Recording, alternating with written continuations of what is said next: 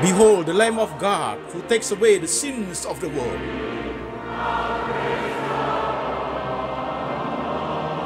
Jesus said, I am the way, the truth, and the life. No one comes to the Father but by me.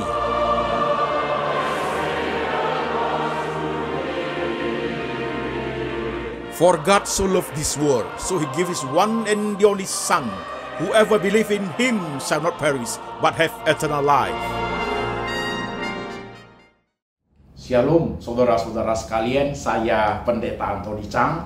Senang sekali bisa ketemu dengan jemaat sekalian, jemaat yang ada di kota-kota di Indonesia, jemaat yang ada di kota-kota di luar negeri. Shalom, ketemu kembali saudaraku di tahun 2022.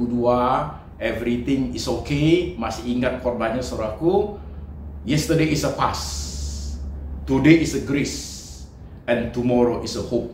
Kita sudah ada di tahun 2022 saudara sekalian. Tuhan memberkati kita.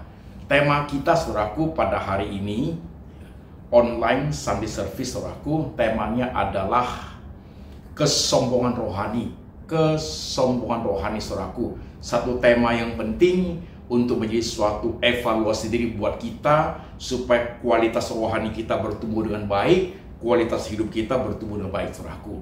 Baik saudara-saudara sekalian, sebelum kita memulai tentunya kita akan membaca firman Tuhan lebih dahulu. Nah saudaraku, firman Tuhan hari ini kita ambil dari dua bagian. Bagian pertama dari Injil Matius pasal 26 ayat 30 sampai 35. Demikian firman Tuhan.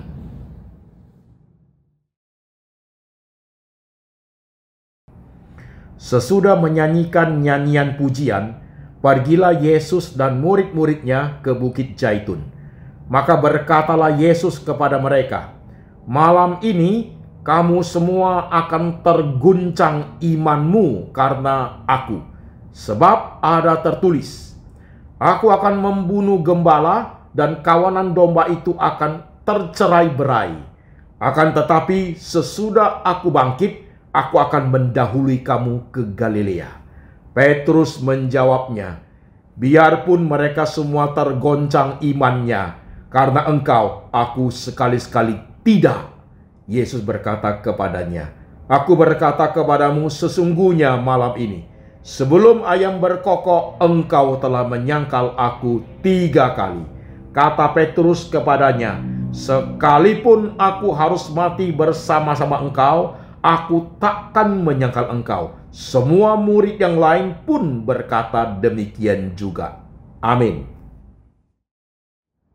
Saudara-saudara sekalian, firman Tuhan bagian kedua diambil dari Injil Lukas pasal 22 ayat 54 sampai 62. Demikian firman Tuhan. Lalu Yesus ditangkap dan dibawa dari tempat itu. Ia digiring ke rumah imam besar dan Petrus mengikuti dari jauh. Di tengah-tengah halaman rumah itu orang memasang api dan mereka duduk mengelilinginya. Petrus juga duduk di tengah-tengah mereka. Seorang hamba perempuan melihat dia duduk dekat api. Ia mengamat-amati lalu berkata, juga orang ini bersama-sama dengan dia. Tetapi Petrus menyangkal, katanya, bukan, aku tidak kenal dia. Tidak berapa lama kemudian seorang lain melihat dia lalu berkata, engkau juga seorang dari mereka. Tetapi Petrus berkata, bukan, aku tidak. Dan kira-kira sejam kemudian seorang lain berkata dengan tegas, sungguh orang ini juga bersama-sama dengan dia, sebab ia juga orang Galilea. Tetapi Petrus berkata, bukan, aku tidak tahu apa yang engkau katakan. Seketika itu juga, sementara ia berkata, berkokoklah ayam. Lalu berpalinglah Tuhan memandang Petrus. Maka teringatlah Petrus bahwa Tuhan telah berkata kepadanya, sebelum ayam berkokok pada hari ini, engkau telah 3 kali menyangkal aku. Lalu ia pergi keluar dan menangis dengan sedihnya. Demikian firman Tuhan. Amin. Jemaat sekalian, firman Tuhan sudah kita baca. Mari kita berdoa lebih dahulu sebelum masuk ke dalam perenungan. Kita tunduk kepala kita jemaat sekalian, jemaat yang ada di kota manapun, mari kita tunduk kepala, kita berdoa. Tuhan Yesus, kami sudah mendengar firman-Mu, kami sudah membaca firman-Mu, sekarang Roh Tuhan bekerja, menerjemahkan firman itu ke dalam bahasa yang boleh kami mengerti. Pakai hamba-Mu ini Tuhan untuk menjelaskan dengan baik, dengan teratur, dengan sederhana, dengan bahasa yang paling simpel, yang paling sederhana, yang bisa dimengerti oleh semua lapisan jemaat. Kami percaya Tuhan beranugerah. Kami percaya Tuhan memberi kami hikmat supaya hati kami, pikiran kami, akal budi kami boleh menerima kebenaran. Kuasai segenap hati dan pikiran kami ya Tuhan, supaya kami boleh mengerti semua yang Tuhan ingin kami kerjakan dalam hidup kami. Roh Tuhan bekerja. Kami siap hati, siap pikiran, siap iman untuk mendengar sabda Tuhan. Tuhan berbicara, kami mendengar. Dalam nama Tuhan Yesus kami berdoa. Amin. Saudara sekalian, temanya adalah kesombongan rohani, saudaraku. Kesombongan rohani. Nah, saudara sekalian, tentunya kita bahas secara umum dulu ya tentang kesombongan itu, saudaraku. Pelan-pelan, step by step.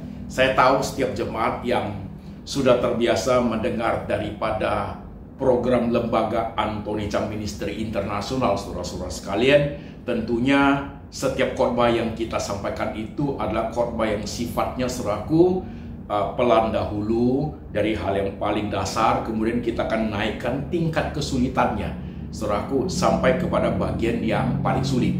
Di bagian mana saudara mendapat berkat Tuhan, itulah anugerah yang Tuhan berikan kepada jemaat sekalian. Oke jemaat. Nah saudaraku, kesombongan, siapa yang tidak saudaraku? Saya, saudara, para nabi yang di perjanjian lama, para rasul saudaraku, yang namanya kita manusia saudaraku, kesombongan itu sudah menjadi bagian daripada hidup kita saudaraku. Dan itu terjadi saudaraku bisa kapan aja saudara sekalian, dalam situasi kondisi apa aja, dan dalam hal apa saja itu bisa terjadi saudaraku. Kita ambil contoh-contoh konkret supaya jemaat bisa memahami dengan baik saudara sekalian. Kita bahas secara umum dulu saudaraku ya. Orang pintar sombong nggak saudaraku? Orang pintar sombong nggak saudaraku? Orang pintar sombong karena kepintarannya, benar kan saudaraku? Ketika dia bertemu dengan orang yang bodoh, bertemu dengan orang yang tidak pintar saudaraku, tanpa dia sadari secara otomatis saudaraku, dia akan merasa dirinya jauh lebih pintar. Dan di situ timbul self pride saudaraku, kesombongannya, merasa lebih daripada orang lain. Itu orang pintar saudaraku ya. Orang tidak pintar bisa sombong saudaraku? Bisa nggak? Oh bisa saudaraku. Orang rupawan, cantik wajahnya, cantik parasnya, ganteng wajahnya saudaraku, bisa sombong nggak? Bisa loh saudaraku. Baik namanya orang kaya, baik namanya orang miskin, dia bisa sombong saudaraku. Orang pintar, orang yang rupawan, saudara sekalian, orang yang punya darah keluarga ningrat saudaraku, bisa sombong saudaraku. Bahkan rakyat jelata pun saudara sekalian, ya. Orang yang level pendidikannya paling rendah, orang yang hidup menjadi rakyat yang paling kecil juga bisa sombong saudaraku. Jadi kesombongan itu menjadi bagian dari hidup kita. Ada hal-hal yang bisa kita merasa lebih daripada orang lain.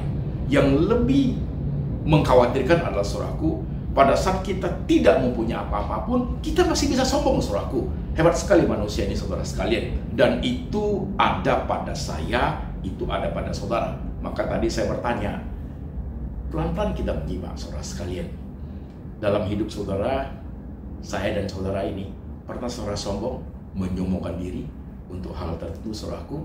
Pelan dulu. Kita berhenti sejenak untuk saudara merenungkan. Pernah saudaraku?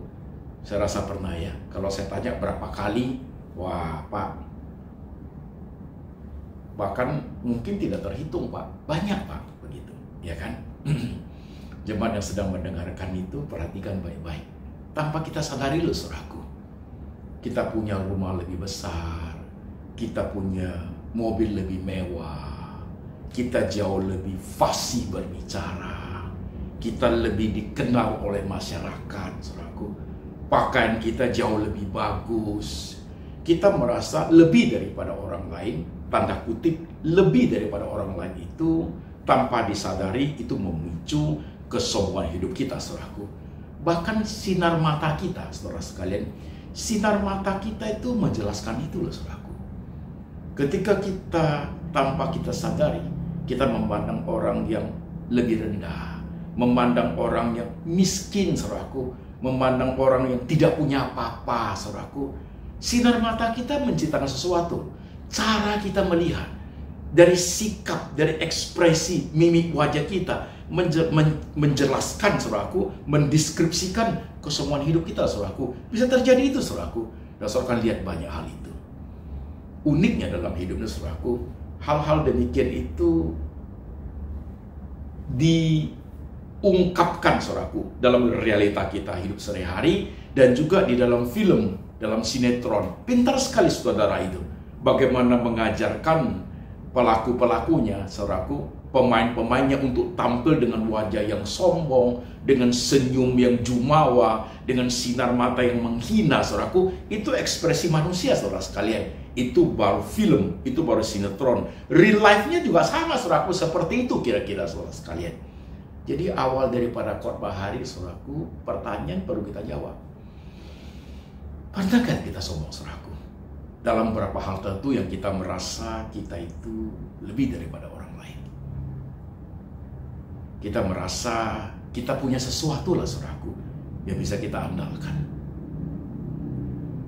Biasanya orang yang sombong itu gengsinya tinggi sekali, saudaraku. Ya, orang yang sombong itu gengsinya tinggi luar biasa, saudaraku. Oke, saudara sekalian, ini kesombongan kita bahas secara umum. Kesombongan dalam masalah hal-hal duniawi, saudaraku. Ternyata kesombongan juga masuk di arena rohani loh, saudaraku. Kesombongan rohani juga bisa terjadi, saudara sekalian, dalam hidup kita. Baik, saudara sekalian, nah sekarang kita bahas, saudaraku, ya. Kesombongan rohani, kita ambil satu tokoh, saudaraku. Kita ambil satu tokoh, kita coba elaborate di situ, dan kita lihat apa yang mesti kita pelajari, makna rohani apa yang perlu kita tarik, dan apa yang harus kita ubah dalam hidup kita, saudara sekalian. Kita ambil contoh Rasul Petrus yang tadi kita baca, saudara-saudara sekalian. Jadi dua perikop itu, saudaraku, dua perikop itu berbicara tentang percakapan Tuhan Yesus dengan murid-muridnya, khususnya Tuhan Yesus dengan Petrus, saudara sekalian. Suatu hari Tuhan berkata kepada murid-muridnya, dan di situ ada Petrus. Tuhan berkata, iman kalian akan goncang karena ada tertulis dalam Taurat bahwa gembala akan dibunuh dan domba-dombanya akan cerai-berai, saudara sekalian. Tapi Petrus berkata, Tuhan, itu tidak akan terjadi. Sekali-sekali itu tidak akan terjadi kepada engkau. Aku akan mati untuk engkau, bahkan aku rela untuk masuk penjara demi engkau. Itu kata Petrus, saudaraku. Tapi Tuhan menjawab Petrus, Simon Petrus, aku berkata kepadamu, sebelum ayam berkokok, engkau sudah menyangkal aku 3 kali. Kembali Petrus berkata, itu tidak akan terjadi kepadaku.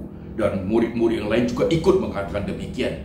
Jadi dalam percakapan itu, saudaraku, Petrus itu tampil sebagai pemimpin rohani bersama dengan rasul-rasul yang lain untuk menyatakan sikap, saudara sekalian.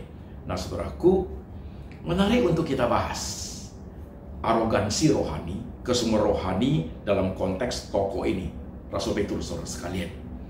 Jelas sekali, saudaraku, Petrus itu sombong rohani, saudara sekalian. Jelas sekali, saudaraku. Ketika kita berbicara mengenai sombong rohani, saudaraku, seperti kalimat Petrus itu, tidak mungkin Tuhan, aku akan masuk penjara untuk engkau, aku akan mati untuk engkau, tidak mungkin terjadi kepada engkau, Tuhan. Petrus berkata seperti itu. Nah, saudara, coba pelan-pelan kita menyimak statement of faith, saudaraku, ya, pernyataan iman, saudaraku, dengan kalimat arogansi, saudaraku, itu Betty. Betty artinya beda-beda tipis, saudaraku. Beda-beda tipis. Coba ingat nggak Sadrak, Mesa, Abednego, saudara sekalian? Mereka berkata pada raja itu, karena mereka mau dibakar dalam perapi yang 7 kali lipat panasnya. Mereka berkata, "Sang raja, kami punya Tuhan. Sekalipun Tuhan kami tidak menolong kami, sekali-sekali kami tidak akan menyembah Engkau." Jadi artinya harus mati terbakar pun Tuhan mereka tetap Tuhan selama-lamanya. Sekalipun Tuhan tidak menolong kami, tidak menolong mereka, Sadrak, Mesa, dan Abednego. Itu statement of faith, saudaraku. Nah, kelihatannya Simon Petrus juga statement of faith, saudaraku ya. Aku akan mati untuk Engkau, itu tidak terjadi kepada Engkau. Aku akan masuk penjara kepada Engkau, saudaraku. Tapi ingat, saudaraku, statement arogansi itu, statement of faith itu beda-beda tipis. Tetapi in action-nya beda besar, saudaraku. In action-nya beda besar. Nah, ketika Sadrak, Mesa, dan Abednego, statement of faith yang muncul, in action-nya, saudaraku, sinkron. Mereka tetap melakukan tindakan sesuai dengan kalimat mereka. Tetapi yang dilakukan oleh Petrus, saudaraku, statement of faith tanda kutip itu, saudaraku, dengan action-nya beda. Jadi waktu dia mengatakan, sekali-sekali aku tidak akan menyangkal Engkau, aku akan mati untuk Engkau. Tapi tapi in action-nya dia sangkal Yesus, saudaraku. Itu bukan statement of faith, itu adalah arogansi rohani. Itu kesombongan rohani yang ditampilkan oleh Petrus, saudara sekalian. Sekarang kita bahas sedikit lebih dalam. Saudaraku, kesalahan daripada Petrus, saudaraku, adalah, perhatikan poin-poin ini, saudara sekalian. Kesombongan rohani yang terjadi pada Petrus, saudaraku, itu sudah membuat SQ, spiritual quotient-nya pasif. Membuat kepekaan rohani jadi tumpul, saudaraku. Itu begitu, saudaraku. Kesombongan itu bisa menyebabkan hal demikian. Nah, kita perhatikan pada diri Simon Petrus. Yesus berkata kepada murid-muridnya, "Iman kalian akan goncang, karena ada tertulis bahwa gembala akan dibunuh dan dombanya akan bercerai-berai." Saudaraku, karena Simon berkata, Petrus berkata, "Tidak mungkin terjadi kepada engkau." Dan Yesus kembali berkata, "Petrus, aku berkata pada engkau, sebelum ayam berkokok, engkau sudah menyangkal aku 3 kali." Itu tidak mungkin, Tuhan. Ini kesalahan pertama yang paling fatal yang dilakukan oleh Simon Petrus. Kenapa, saudaraku? Kesombongan rohani itu sudah menutupi kecerdasan rohaninya. Dia lupa, saudaraku. Dia lupa bahwa yang berkata kepada dia itu adalah Yesus adalah Tuhan.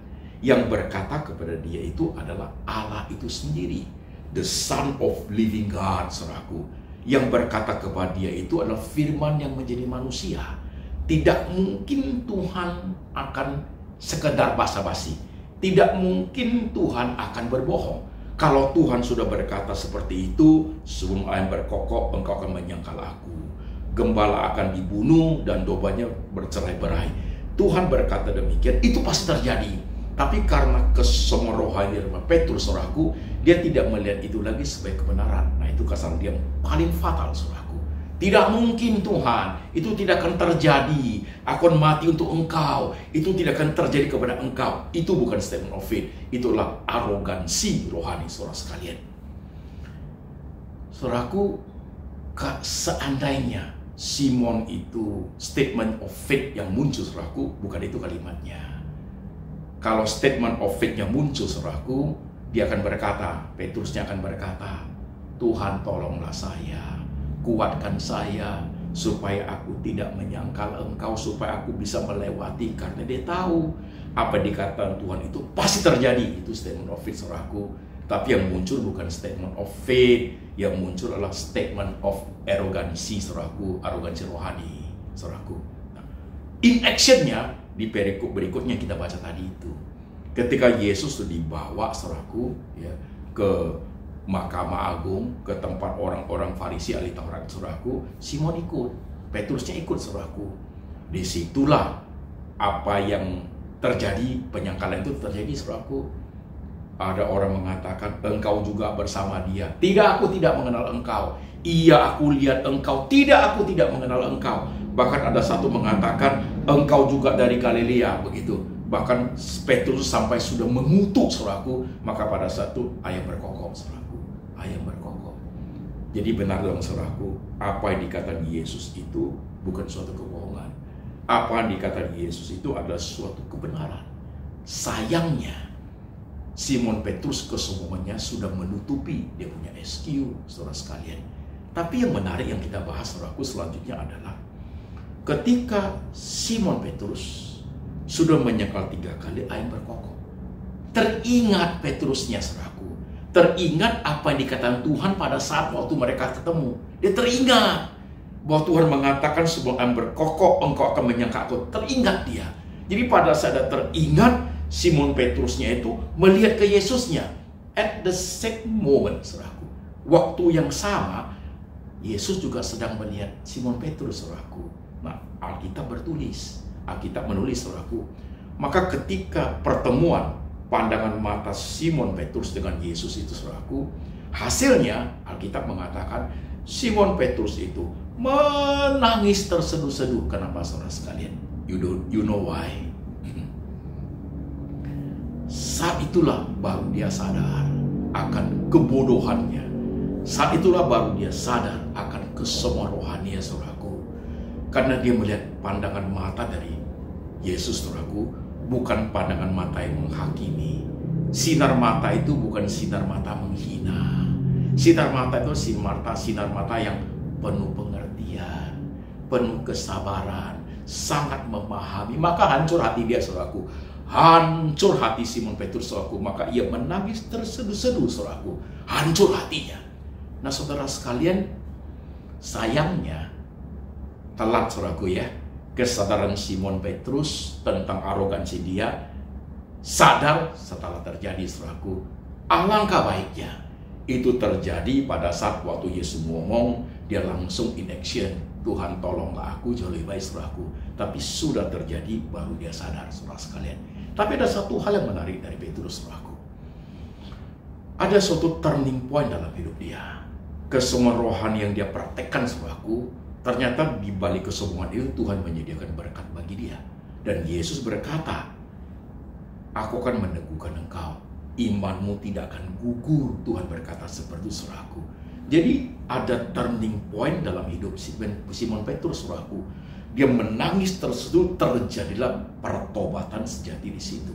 Maka saudaraku mengikuti perjalanan daripada Rasul saudaraku, dia menjadi berubah luar biasa. Sekali berkhotbah 3.000 orang bertobat saudara sekalian. Luar biasa perubahannya.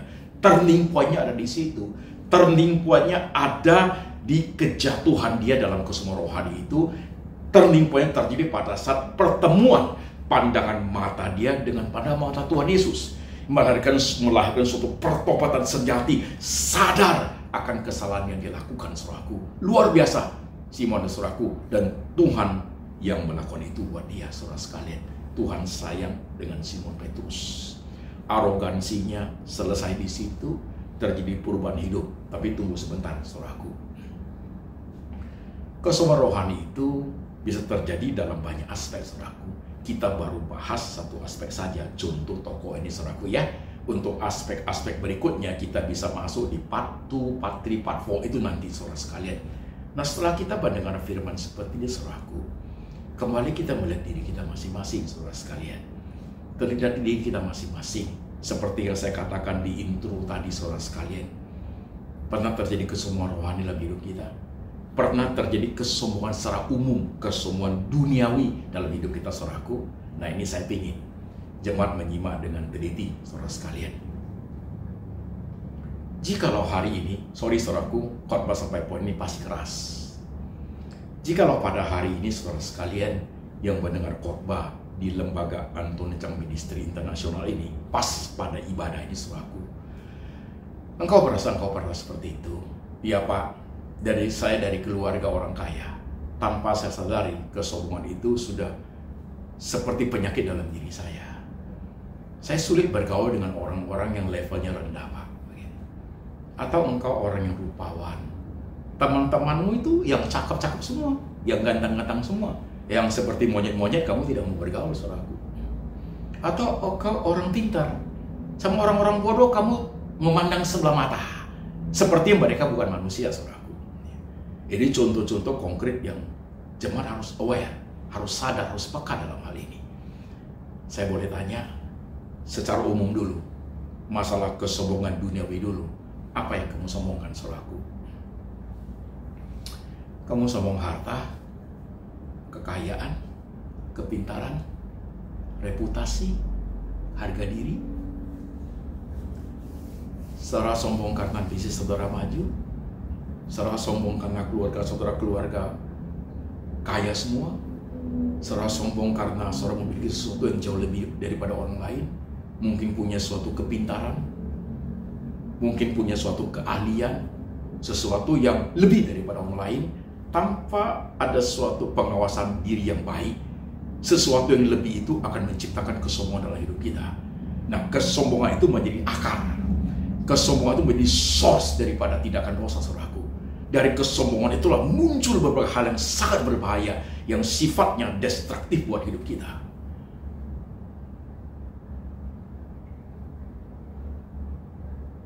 Lihat itu Kain dan Habil.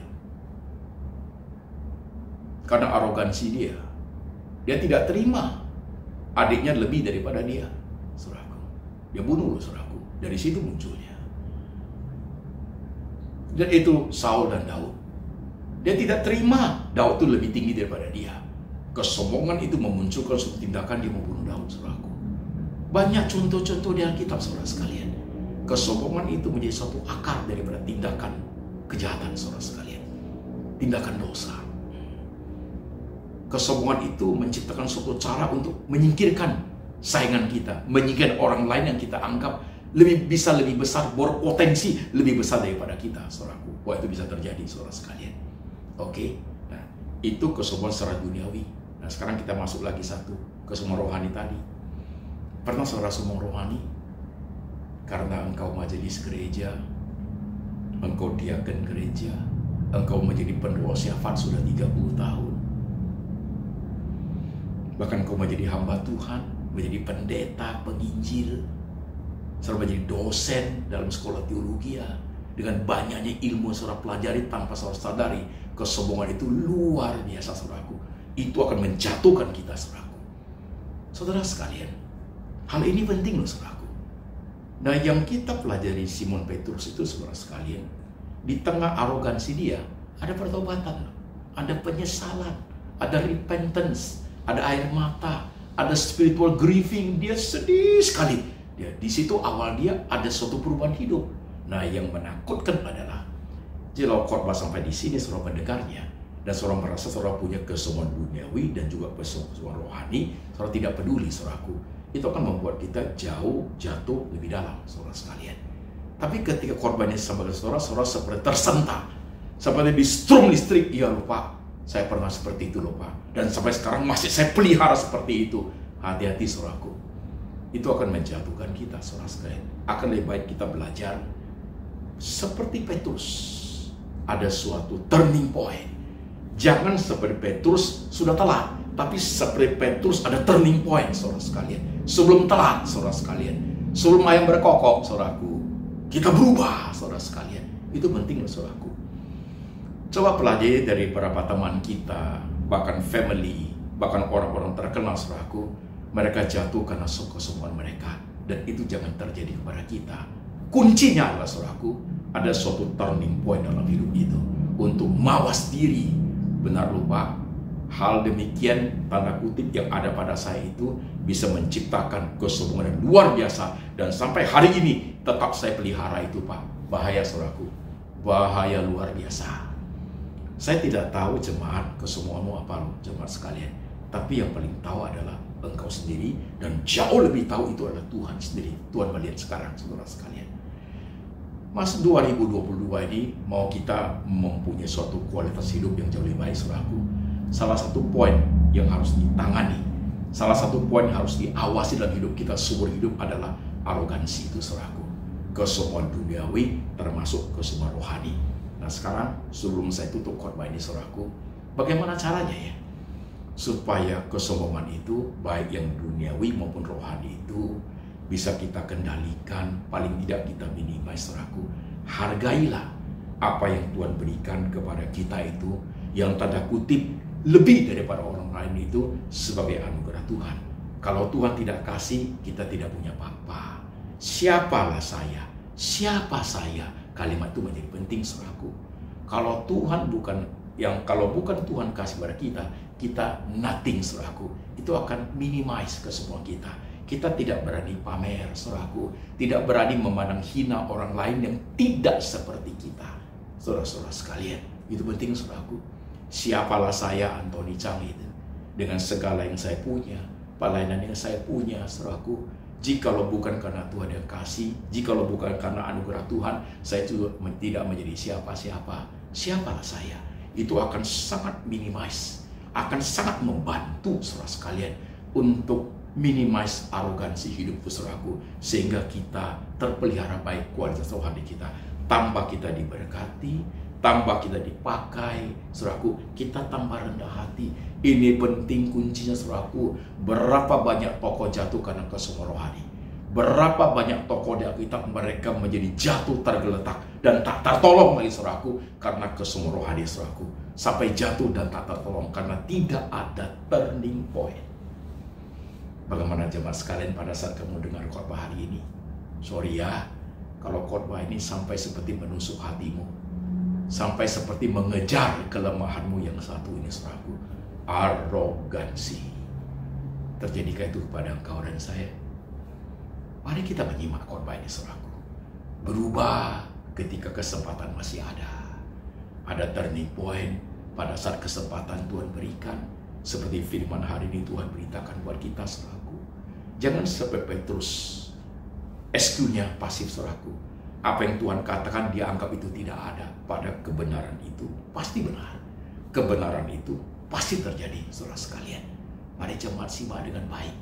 Jemaat yang ada di kota-kota di Indonesia, mungkin pada saat ini kau ada di Australia, ada di Perth, ada di Melbourne, ada di Sydney, atau saudara ada di Los Angeles, atau ada di Taiwan, atau ada di UK, saudara sekalian, atau ada di Indonesia, saudara sekalian. Mungkin di Penang, di Malaysia, atau di kota Medan, atau saudara ada di Jakarta, di Bandung, mungkin saudara ada di Manado. Mari kita belajar hal ini, saudaraku. Sangat menentukan kualitas rohani kita, saudaraku. Sangat menentukan arah hidup kita, saudaraku. Saudara mau? Saya berharap saudara menyimak khotbah dengan baik. Saya bukan orang sempurna. Nobody is perfect.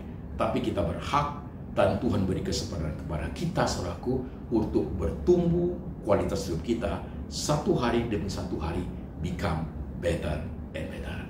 Mau jemaat sekalian? Mari kita tundukkan kepala, kita berdoa. Jemaat yang dikasihi Tuhan, lihat dirimu masing-masing untuk khotbah hari ini. Yang paling tahu engkau, saudaraku. Dan Tuhan sedang melihat itu.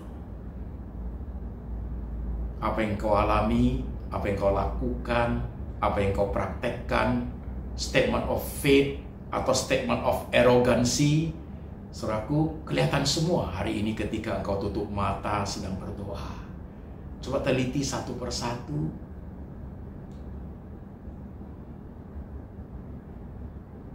Dan juga kesemua rohani itu seperti apa yang kita alami.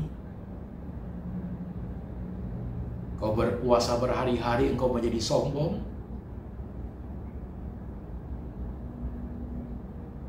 Ingin memamerkan kesemua rohanimu kepada orang-orang lain. Karena sesuatu yang Tuhan anugerahkan engkau tidak menghargai, malah menjadikan suatu alat untuk menyombongkan diri. Perhatikan diri kita masing-masing.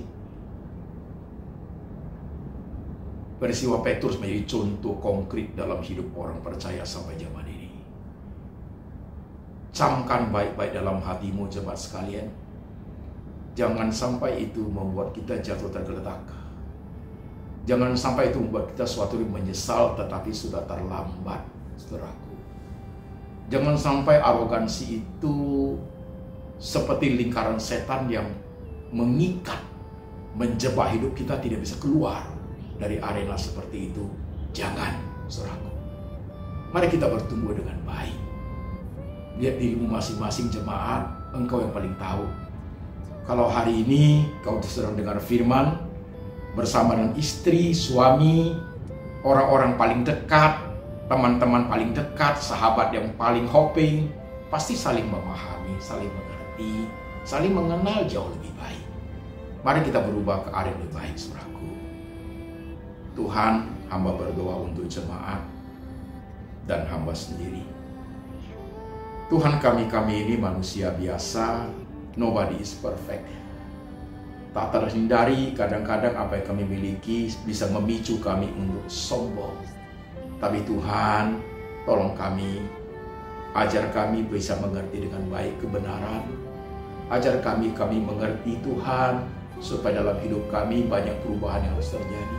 Beri kami turning point yang signifikan, supaya kami berubah ke arah yang seperti Tuhan mau.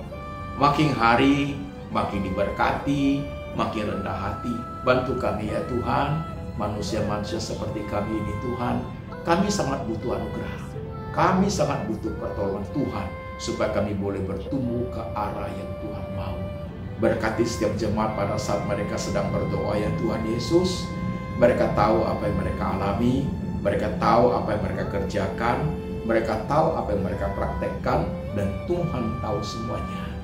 Bantulah jemaat Tuhan Yesus, letakkan tangan-Mu di pikiran jemaat, teguhkan, bersihkan pikiran mereka.